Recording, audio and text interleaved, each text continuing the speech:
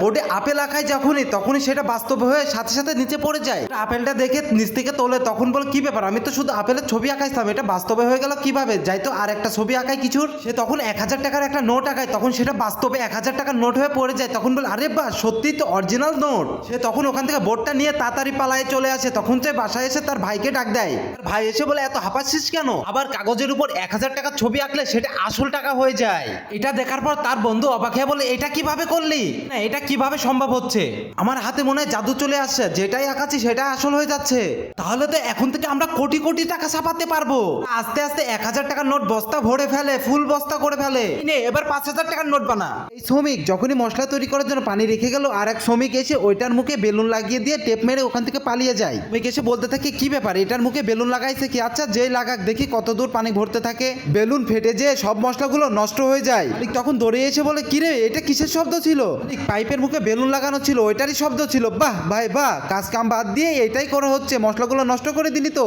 আমার কাছ থেকে বের হয়ে যায় এখনই। মিস্ত্রি এসে টাইলস মিস্ত্রির হাতুড়িটা বালির মধ্যে লুকিয়ে ফেলে। টাইপস লাগানোর সময় হাতুর খুঁজে পাচ্ছে না, তখন পিছনে তাকিয়ে দেখেছে হাতুর রয়েছে। তখন সে তুলতে যায় ওইটা, তখনই মালিক চলে আসে। মালিক এসে বলে হাতুড়ি লুকাচ্ছ কেন? কাজ করার ইচ্ছা না থাকলে আসবা না, আর এমন করে চুরি করার কি আছে হাতুড়ি? এসব দেখতে দেখতে আমি বিরক্ত হয়ে গেছি, কাজ করতে না মন চাইলে এখান থেকে বের হয়ে যাও তুমি। হয়ে গেছে বন্ধু, আমাদের কাছে আসলে তুই বলবি কাজ শেষ হয়ে গেছে, তারপর যা করার সেটা আমি করব, ঠিক আছে? আসতে দেখে ও বলতে থাকে উস্তাদ আজকে তো কাজের টাইম শেষ হয়ে গেছে, দিনই এক টাইমে যেতে হবে এর কোনো মানে নেই, একটু বেশি করলে কিছু হবে না, আর আমাদের মালিক তো অনেক ভালো। মিস্ত্রি তুই তো অনেক ভালো, আজ থেকে সব কাজ তুই করবি। দোকানদার নতুন টায়ার দিলে লোকটা চুপচাপ পেরেক লাগাইয়ে টায়ারটা কানা করে দেয়। দোকানদার এসে বলে ভাই কোন টায়ার পছন্দ হয়েছে? এটার দাম আপনার পড়বে 40,000 টাকা, আর এই টায়ারটা পড়বে 1 লাখ টাকা। লোকটা বলতে থাকে ভাই আমি তো টায়ার চিনি না, কিছুক্ষণ পরে আমার বড় ভাই আসবে, সে এসে যেটা বলবে সেটাই নিব আমরা। তার বড় ভাই এসে বলে দামি টায়ার নিতে হবে, তাহলে বেশি দিন সার্ভিস দেবে। তার বলতে থাকে তাহলে এই টায়ার পছন্দ হয়েছে আপনাদের? ছোট এখানে আসো, তুমি এই টায়ারটা প্যাক করে দাও। ওয়েট করো, আগে টায়ারটা চেক করতে দাও। টায়ার চেক করতে থাকে, তখন বলে ভাই তোমাদের টায়ারে তো পেরেক মারা আছে। আরে যা, আজকে তো অনেক লস হয়ে গেল। ছোটু এটা নিয়ে যা ডাস্টবিনে ফেলে দে। মন খারাপ করবেন না, আমি একটা কথা বলি, এটা যদি আপনি অর্ধেক দামে দেন তাহলে আমরা এটা নিব। দোকানদার অর্ধেক দামে টায়ারটা দিয়ে দেয়।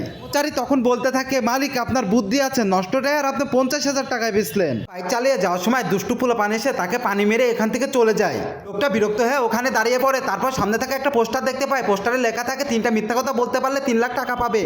সে বলতে পারে আরে এই গ্রামে তো আমার থেকে মিথ্যা কথা বলার কেউ নাই, আমি যাই তাড়াতাড়ি। সে গাড়ি স্টার্ট দিয়ে ওখানে চলে যায়। তখন লেবে বলে ভাই সত্যি কি 3টা মিথ্যা কথা বললে কি 3 লাখ টাকা দিবা? হ্যাঁ ভাই সত্যি। তখনই ওখানে আরো 2 জন চলে আসে। প্রশ্ন আগে আমাকে করো, এই 3 লাখ তো আমি জিতে পারি যাব। এমনি খেলা তো হবে না, খেলতে হলে 10,000 টাকা দিতে হবে। এই নাও 5,000 টাকা।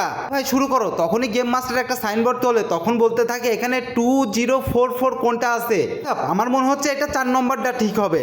এটা শুনে গেম মাস্টার বলে হ্যাঁ ভাই তুমি 2044 যে বলছো এটা সঠিক নাম্বার, তুমি এখান থেকে বাদ। এখানে আর 2টা লোক হাসাহাসি করে, তার মধ্যে একজন টাকা বের করে বলে আবার গেম শুরু করো। পুলিশ এসে ওখানে বলতে থাকে আমার পকেট থেকে 1 লাখ টাকা কে নিল? বলতে থাকে তুমি কি পুলিশের টাকা বের করছো? এই লোকটা প্রথমে হ্যাঁ বলে পরে আবার না না বলে। একদম ঠিক উত্তর, পুলিশের টাকা তো আমি নিয়েছিলাম, তুমিও হেরে গেলে। এই লোকটা দোকান থেকে আপেল চুরিকার বন্ধু থেকে যখনই মারে তখন সেটা বল হয়ে তার বন্ধুর কাছে পড়ে। দিল তো আপেল, বল হয়ে গেল কিভাবে? সে তার বন্ধুর কাছে গেলে তার বন্ধু বলে কিরে তুই তো আপেল ফেললি, বল হয়ে গেল কিভাবে? ঝাঁকায়ে দেখে তখন বলে ভিতরে কিছু আছে। পরে বলটা কাটার পর দেখে ভিতরে 2টা আংটি। এটা যখনই হাতে পড়ে তার ভিতরে কিছু একটা হচ্ছে। পরে সে একটা লোকের দিকে তাকিয়ে দেখে যে সে আর 5 বছর বাঁচবে। তখন সে তার বন্ধুকে বলে বন্ধু তুই কি দেখতে পাচ্ছিস ওই লোক আর কতদিন বাঁচবে? সেটা তার মাথার উপর দেখাচ্ছে। আংটি পরে লোকদের ভবিষ্যৎ দেখতে পায়। বন্ধু আরে এটা কিভাবে সম্ভব? আমি তো লোকদের ভবিষ্যৎ দেখতে পাচ্ছি। এটা জাদুর আংটির কাছে, এটা দিয়ে ইনকাম করতে হবে। জাদু সেজে বসলে চৌধুরী সাহেব তাদের কাছে আসে। তারা তখন জাদুর আংটির সাহায্য নিয়ে দেখে চৌধুরী সাহেবের আর 2 ঘন্টা সময় বাকি আছে। এটা দেখে অনেক ভয় পেয়ে যায়। তখন বলতে থাকে চৌধুরী সাহেব আপনার হাতে আর 2 ঘন্টা সময় আছে। চৌধুরী সাহেব তো তখন অনেক ভয় পেয়ে যায়। চৌধুরী সাহেব এতদিন তো অনেক কিছু লুটে পুটে খেয়েছেন, এখন যা কিছু আছে সেগুলো আমাদের কাছে দিয়ে দিন, সেটা আমরা দান করে দিব।